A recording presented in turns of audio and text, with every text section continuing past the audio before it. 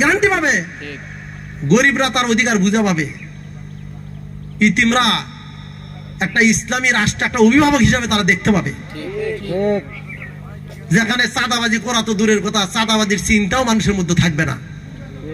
এমন একটা সমাজ এই বাংলার জমিনে কায়েম করার জন্য জামাত ইসলাম চেষ্টা চালিয়ে যাচ্ছে।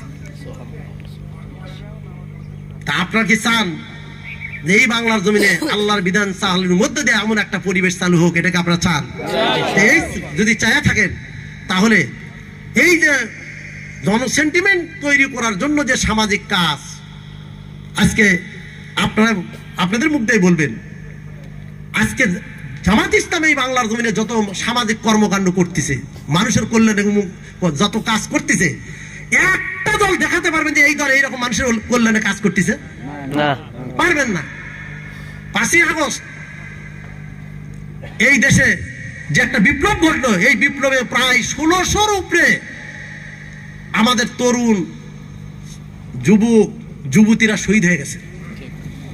তাদের প্রত্যেকের পরিবারে জামাত ইসলামের পক্ষ থেকে 3 লক্ষ করে টাকা দেওয়া হয়েছে।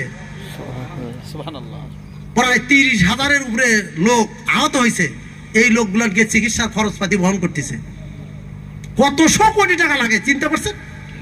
এই কর্মকাণ্ডগুলি করার কারণেই আজকে জামাত ইসলামের সুনাম সব জায়গায় আজকে আলোচনার একটা বস্তু হয়ে দাঁড়াইছে। কি কথা ঠিক না? আজকে মিডিয়াতে আপনারা দেখেন, আমরাও দেখি, সরাসরি জনগণের মধ্যে যে জরিপ করতেছে।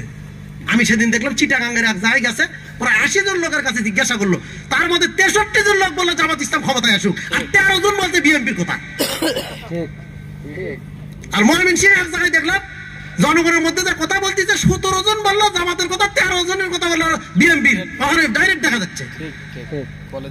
এইগুলি দেখাই তো তাদের মাথা খারাপ হয়ে যাচ্ছে। কি কথা ঠিক না? এই যে পরিবেশ গোটা বাংলাদেশে একটা পরিবেশ সৃষ্টি হচ্ছে, আর কি এমনি হয়েছে? যাই হোক, আপনারা জানেন যে আমাদের 10 সাল থেকে আমাদের উপর জুলুম শুরু হয়ে গেছে। এই 10 সাল থেকে আমরা যারা জামাতের রুকন, তাদের প্রতি বছরে 1 মাসের ইনকাম আমাদেরকে দিতে হয়েছে। কারণ আমাদের এই বাংলাদেশে প্রায় লক্ষাধিক মামলা, এই মামলা পরিচালনা করা লাগছে, মানুষের সামাজিক কাজ করা লাগছে, এবং কর্মীদের কাছ থেকে আমরা এককালীন লিখছি।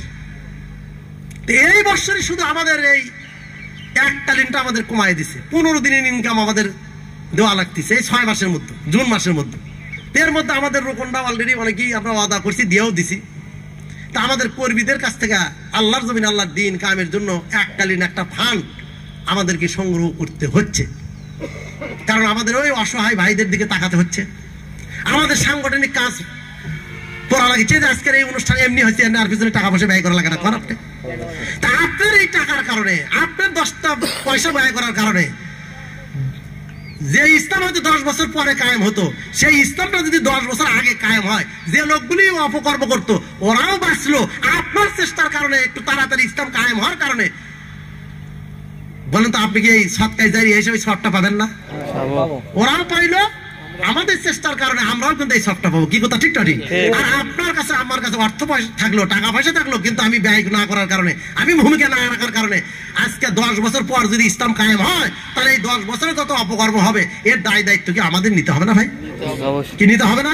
এই দায়িত্ব নিয়ে আমরা কি কবরে যেতে চাই? যদি না চাই ভাই, তাহলে আপনাদের কাছে আমার উদাত্ত আহ্বান, সাহাবা আজমাইনরা যেভাবে আল্লাহর দ্বীনের জন্য ব্যয় করছে, আপনাদেরকে এই ব্যয়ের একটা কুরবানির একটা নজর আপনাদের কাছে পেশ করতে হবে। কারণ আপনারা জানেন তবুকের যুদ্ধে সবচাইতে মর্মান্তিক একটা যুদ্ধ ছিল তবুকের যুদ্ধ। এই যুদ্ধে আল্লাহ রাসূল এমনও কথা বলতে, যার যা আছে সব নিয়ে আসো, সব নিয়ে আসলো। কেউ 3 ভাগের 1 ভাগ দিল, কেউ 2 ভাগের 1 ভাগ দিল, কেউ 4 ভাগের 3 ভাগ দিল, 1 ভাগ বাড়ির জন্য রাখলো। হযরত আবু বকর দেখলেন যে এমন সময় রাসূল ডাক দিলেন, বাড়িতে গেলেন, যাই দেখেন যে আবু বকরের বাড়িতে কিছু নাই, কিছুই নাই। বিবিকে বললেন কি আছে? থাকার মধ্যে কি আছে? আমার কাপড় আছে, এক কাজ করবো, এই কাপড়টা বিক্রি করে, আমরা সেরা কাপড় পরি, আর এই কাপড়টা বিক্রি করে যতটুকু পয়সা এটুকু নিয়ে যাই। আল্লাহ রাসূল আবু বকর নিজের গায়ের জামা বিক্রি করছেন, পরে সোয়াট করছেন। আল্লাহ রাসূল সব সাহাবীদের কুরবানি দেখে খুশি হয়ে গেলেন। আবু বকর নাই, আবু বকর সামান্য ওই যে আটা কি করে জাতা জাতা আরো সব আর ওই ছেঁড়া ছুড়া কিছু ইয়ে